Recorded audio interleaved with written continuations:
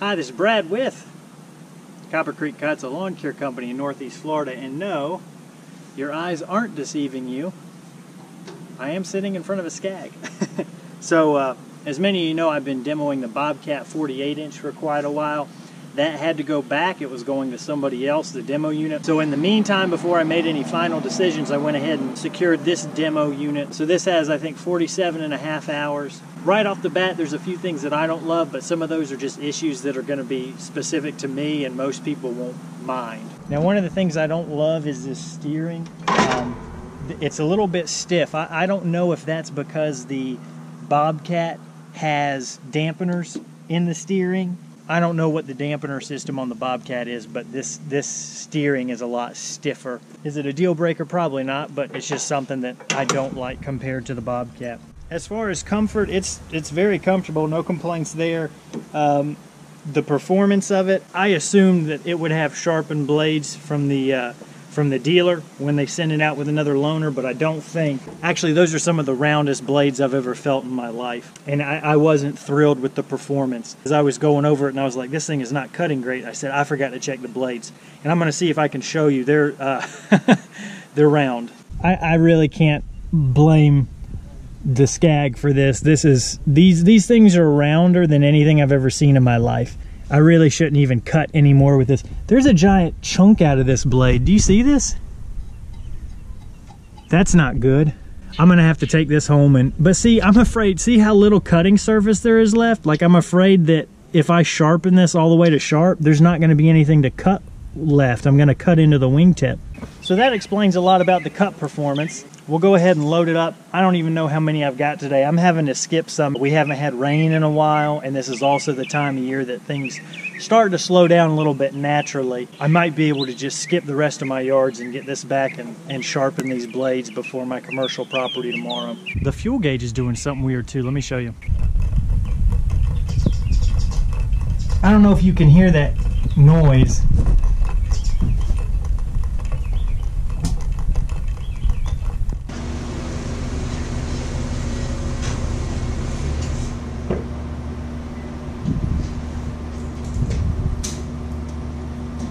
Okay, so here's the deal. The more I thought about it, the less I wanted to sharpen those blades.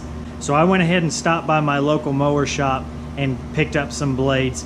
After you last saw me and before I got the blades, I did one more yard and it still performed really, really badly. Going through thicker stuff, the engine bogged down, which is fine for thicker stuff. There was also a lot of vibration from the front end.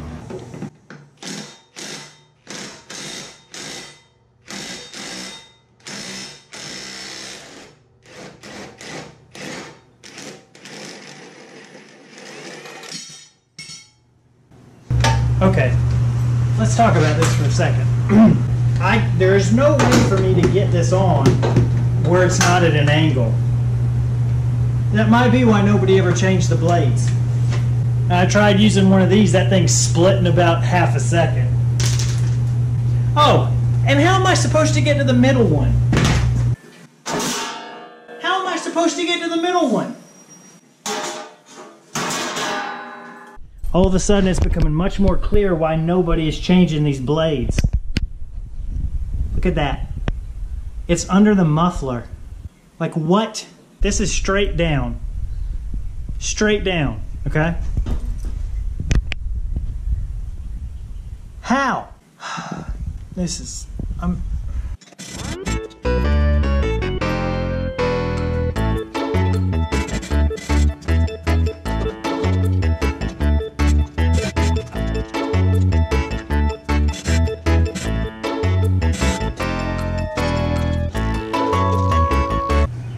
I think the only good thing about this is that I'm managing to catch it all on video so that it's not just me saying, oh, it was such a bad experience, and people say, oh no, once you get the hang of it, it's fine, it's perfect. Anybody who says that this is better than just unbolting it from the bottom side, I can't honestly believe them.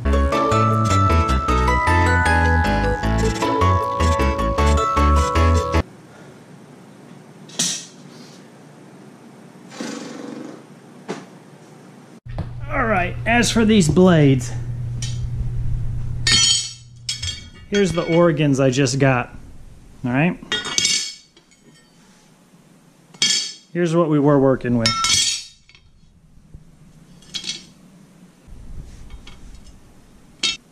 See how rounded those things are?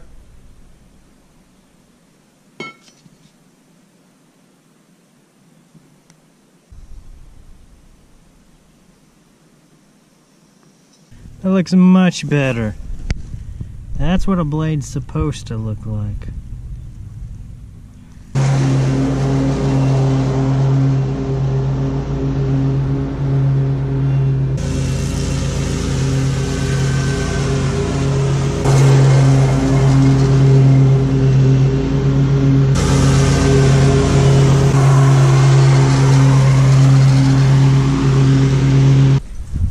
Okay, so as you can imagine, it cuts much better with those new blades on. The performance has gone up considerably. So this is going back later today. This is Friday. I had it for 2 days. Would I get one? I don't think so, because several things. It rides a lot rougher than the Bobcat. Something about the way the deck hangs. It doesn't take bumps as well as the Bobcat. It's a lot more jarring and bouncy. The other thing that you can probably guess, the way you change blades on this machine, no, I'm not signing up for that. That's no way. No way, Jose. That's a really poor design to have a bolt you need to get to underneath the muffler. That's just silly to me. The front caster wheels are a little thinner, more narrow than the Bobcat, and I like the fact that the Bobcat has thicker front caster wheels. That's just a personal preference. It doesn't say anything about the performance of the machine. I mean, it's a decent machine. The gas gauge on here is nice, but it moves around a lot during use, so it's not super steady. That may be a bum one here. I don't love the fact that the back platform doesn't flip up, because there have been times I've needed to push my Bobcat, like get out and push because I've been stuck or something.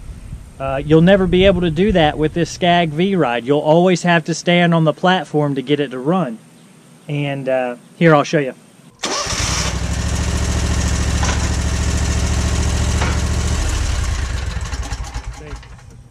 So you'll never be able to use your hand to drive the machine and then also help push it if you're stuck somewhere. I don't love that. If you've got a second mower or crew, that's probably not a big deal.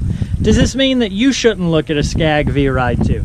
Absolutely not. I've got different values, different preferences. When I put those new blades on, man, night and day difference in cut. It discharges the grass really, really nicely, I thought. It's not for me. I think if there's anything to learn from this experience, it's that dealer support is the most important thing you'll ever run into. I can't say that SCAG makes a bad product, because I got this with horribly rounded blades that made the performance horrible. I can't even say that the dealership I got it from is a bad dealership, because it just could have been because the guy was rushed. I mean, I messaged him at 5 a.m. on Facebook Messenger, and by 11:30 he had the mower for me ready to go. He got it from another location. So if I hadn't been rushing him, maybe his standard process is to check the blades, is to do all the other stuff. And he got it from another store. So I can't say that that's what his store does on a regular basis, is, you know, run 47 hours on a set of blades. So it's just, I don't know how I keep running into these situations that whenever I put a camera on them, it seems like everything wants to go wrong. Whether it's an ego trimmer, a brand new $400 ego trimmer that's got a defective unit, or a 47-hour, which is pretty much brand new for a commercial unit, demo unit, has blades that are just absolutely shot. I mean, I'm just glad I film it, because I think if this stuff wasn't on camera and I tried to tell this story, people would just say, oh, you're making stuff up to try and make SCAG look bad. But I think you can tell from my verbiage, I'm not trying to put any mower, any brand down. It's just, it was unfortunate circumstances, the way I received it. It was very frustrating, the work I had to do to it to get it running right. There's a few issues that don't sit well with me as far as the design of this machine. But that doesn't mean that it won't work for you. So anyways, I hope you like this video. If you'd like to see some more, here's a few that YouTube thinks you might like. If you've got any questions about this demo unit or anything at all, please leave them down below in the comments. I respond to comments almost daily, no matter how old a video gets. And please consider subscribing and making sure to click that notification bell. If you don't do both of those things, YouTube won't let you know when I upload new videos. Now I got to go finish mowing this pond.